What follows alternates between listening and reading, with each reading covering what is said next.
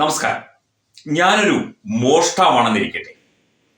എനിക്ക് വേണമെങ്കിൽ കുറെ ആളുകളോട് പറഞ്ഞ് എന്നെ മോഷ്ടാവല്ലാതെയാക്കി മാറ്റാം. എന്നെ ഒരു സാമൂഹ്യ പ്രവർത്തകനും പൊതുപ്രവർത്തകനും നന്മ ചെയ്യുന്നയാളും ആക്കി മാറ്റാം. വെളുപ്പിക്കൽ അല്ലെങ്കിൽ വെള്ളപൂശൽ എന്ന് വേണമെങ്കിൽ നമുക്കിതിനെ പച്ച മലയാളത്തിൽ പറയാം. അത് എനിക്ക് സ്വന്തമായിട്ട് ഒരു യൂട്യൂബ് ചാനലോ അല്ലെങ്കിൽ ഒരു മീഡിയ സംവിധാനമോ ഉണ്ടെങ്കിൽ അത് കൂടുതൽ എളുപ്പവുമാണ്. മാത്രമല്ല എൻ്റെ കുറെ ആളുകളെ പണം കൊടുത്ത് ഏർപ്പാടാക്കിയും എനിക്ക് ഒരു നന്മ മരമായി മാറാം. അടിസ്ഥാനപരമായി ഞാനൊരു മോഷ്ടാവാണെങ്കിൽ കൂടി. ഇത് തന്നെയല്ലേ മുട്ടിൽ മരംമുറി കേസിലെ പ്രധാന പ്രതിയായ ആന്റോ അഗസ്റ്റിൻ സ്വന്തം ചാനൽ, ഇദ്ദേഹത്തിന്റെ സ്വന്തം ചാനലാണെന്ന് പറയുമെങ്കിലും, ഇദ്ദേഹം മാനേജിംഗ് എഡിറ്റർ ആണെന്ന് പറയുമെങ്കിലും, ഈ ചാനലിന് പണം മുടക്കിയിരിക്കുന്നത് അല്ലെങ്കിൽ ഡയറക്ടർ ബോർഡ് അംഗങ്ങളൊക്കെ വേറെ ആൾക്കാരാണെന്നാണ് പറയപ്പെടുന്നത്. ഈ റിപ്പോർട്ടർ TV എന്ന മാധ്യമത്തിലൂടെ ചെയ്തുകൊണ്ടിരിക്കുന്നത്. അതായത് ഞാനൊന്നും ചെയ്തിട്ടില്ല, തെറ്റൊന്നും ചെയ്തിട്ടില്ല, നന്മ മാത്രമേ ചെയ്തിട്ടുള്ളൂ.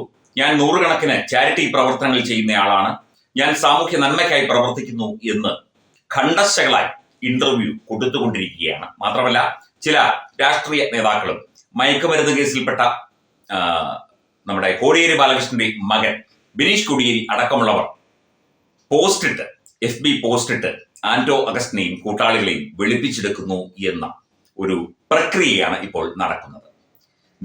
അനവധി കേസുകൾ സർക്കാർ കടലാസിലുണ്ട്. പലതിനും അന്വേഷണം നടക്കുന്നു. പലതിനും ഇയാൾ ജാമ്യം പോലും എടുത്തിട്ടില്ല. പക്ഷേ ഇയാളെ അറസ്റ്റ് ചെയ്യുന്നോ മറ്റ് നടപടികളൊന്നും ചെയ്യുന്നില്ല. പാവപ്പെട്ട ആദിവാസികളെയും കർഷകരെയും പറ്റിച്ച് കോടിക്കണക്കിന് രൂപയുടെ ഈട്ടിത്തടി അടക്കമുള്ളവയാണ് വിറ്റത്. മെസ്സിയെ കൊണ്ടുവരും, ഇപ്പോൾ മാർച്ചിൽ മെസ്സി വരും എന്നാണ് വീണ്ടും ഈ ചാനലിലൂടെ പറഞ്ഞുകൊണ്ടിരിക്കുന്നത്. ഏതു മാർച്ചിലാണോ എന്തോ. മെസ്സിയെ കൊണ്ടുവരാം, മെസ്സിക്ക് 150 കോടി രൂപ കൊടുത്തു എന്നൊക്കെ പറഞ്ഞ് വീണ്ടും അടുത്ത തട്ടിപ്പുമായി ഇറങ്ങി. അതും പാടെ പൊളിഞ്ഞു. അന്നേരം BJP സംസ്ഥാന അധ്യക്ഷൻ രാജീവ് ചന്ദ്രശേഖറിനെതിരെ 300 കോടി രൂപയുടെ സ്ഥലമിടപാട് അഴിമതി എന്ന് പറഞ്ഞു വന്നു. അതും ചീറ്റി. ഇപ്പോൾ മാംഗോ ഫോണിൽ കോടിക്കണക്കിന് രൂപയുടെ തട്ടിപ്പാണ് ഈ ഫ്രാഞ്ചൈസികളുമായി ബന്ധപ്പെട്ട് ഇന്ത്യയിലും അതുപോലെ ദുബായിലും ഒക്കെ നടത്തിയിരിക്കുന്നത്. മുൻ മന്ത്രി കൂടിയായ മഞ്ഞളാംകുഴി അലിയെ വരെ പറ്റിച്ചു. 18 കോടി രൂപ അദ്ദേഹത്തെ പറ്റിച്ചു എന്നാണ് അറിവ്. അതുപോലെ നിരവധി പേരെ പറ്റിച്ചു, ബിസിനസ്സുകാരെ ഒക്കെ പറ്റിച്ചു, ഫ്രാഞ്ചൈസി നൽകാമെന്ന് പറഞ്ഞു. മാംഗോ പോയിട്ട്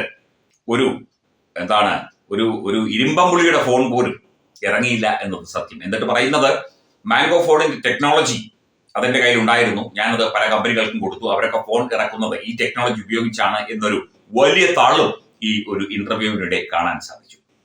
ഇത്തരത്തിൽ മനുഷ്യരെ പച്ചയ്ക്ക് പറ്റിച്ച്, കോടികൾ വെട്ടിച്ച്, സർക്കാരിനെയും പറ്റിച്ച് ഒരാൾക്ക് ഒരു മാധ്യമം നടത്തിക്കൊണ്ടു പോകാൻ അല്ലെങ്കിൽ ഒരു മാധ്യമത്തിൽ പ്രവർത്തിക്കാൻ എങ്ങനെ കഴിയും? മാധ്യമ പ്രവർത്തകൻ എന്നൊക്കെയാണ് സ്വയം പറയുന്നത്. ഏത് മാധ്യമ പ്രവർത്തന വിദ്യാലയത്തിൽ നിന്നാണ് ഇദ്ദേഹം മാധ്യമ പ്രവർത്തനം പഠിച്ചത് എന്ന് നമുക്കറിയില്ല. എന്തൊക്കെയായാലും ശരി, വ്യാപകമായി പച്ചക്കള്ളങ്ങൾ മാത്രം പടച്ചുവിട്ട് ആന്റോ അഗസ്റ്റിനും കൂട്ടാളികളും ഇപ്പോഴും കൂളായിട്ട് ഇറങ്ങി നടക്കുന്നു. റിപ്പോർട്ടർ TV കയ്യിലുണ്ട്, അല്ലെങ്കിൽ റിപ്പോർട്ടർ TVക്ക് CPMന്റെ പിന്തുണയുണ്ട് എന്ന് കരുതി ജനങ്ങളെ ഇങ്ങനെ പറ്റിക്കുകയും വഞ്ചിക്കുകയും അതൊക്കെ വലിയ മഹത്തായ കാര്യമാണ് എന്ന് പറഞ്ഞ് നടക്കാനുമൊക്കെ എങ്ങനെ സാധിക്കുന്നു? ഉളുപ്പ് എന്ന് പറയുന്നത് അടുത്തുകൂടിയെങ്കിലും പോയിട്ടുണ്ടോ? ഇയാളുടെ സഹോദരനടക്കം ദുബായ് ജയിലിൽ കിടന്നിട്ടുണ്ട് പണം തട്ടിപ്പ് കേസുമായി ബന്ധപ്പെട്ട്. ഇവർക്കെതിരെ ഏതാണ്ട് 50-ലധികം കേസുകൾ സർക്കാർ കടലാസിൽ തന്നെയുണ്ട്. ഇയാൾക്ക് അനുകൂലമായ ഉത്തരവ് പുറപ്പെടുവിച്ച ജയതിലക ഇപ്പോൾ ചീഫ് സെക്രട്ടറിയാണ്. ഇത്തരത്തിൽ സർക്കാർ തലത്തിലും CPM തലത്തിലും പാർട്ടി തലത്തിലൊക്കെ തന്നെ വലിയ സ്വാധീനം, ഒപ്പം ഒരു മാധ്യമം കയ്യിലുണ്ട്.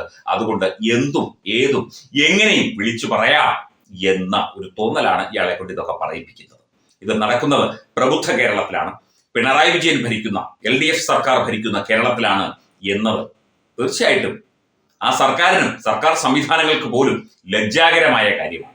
ഇതുപോലുള്ള കാട്ടുകള്ളന്മാരെ, തീവെട്ടിക്കൊള്ളക്കാരെ ഇങ്ങനെ സംരക്ഷിച്ച് വെള്ളപൂശി വിടാനായി ഇറങ്ങുന്ന ആളുകളോട് പരമപുച്ഛം മാത്രമേ ഉള്ളൂ. അതിപ്പോൾ അയാളുടെ സ്വന്തം ചാനലായതുകൊണ്ട് അയാൾക്ക് വെള്ളപൂശാം. പക്ഷേ ബിനീഷ് കോടിയേരിയെ പോലുള്ള ആളുകൾ, കോടിയേരി ബാലകൃഷ്ണന്റെ മകനല്ലേ, ഒരു പ്രമുഖരായ നേതാവിന്റെ മകനല്ലേ, ഇദ്ദേഹമൊക്കെ ഇയാളെയൊക്കെ ന്യായീകരിക്കുന്നത് കാണുമ്പോൾ നിങ്ങളോടൊക്കെ അവജ്ഞയാണ് തോന്നുന്നത്, നിങ്ങളുടെ പാർട്ടിയോട്.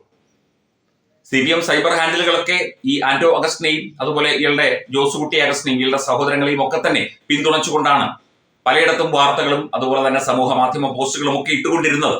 ഇപ്പോഴും അത് തുടരുന്നു. തീവെട്ടിക്കൊള്ളക്കാരൻ സ്വയം സ്വന്തം ചാനലിൽ വന്നിരുന്ന് ന്യായീകരണ സത്യ വിളമ്പുന്ന അതിമനോഹരമായ കാഴ്ചയാണ് മലയാളികൾ കണ്ടുകൊണ്ടിരിക്കുന്നത്. ഇത് തുടരുക തന്നെ ചെയ്യും.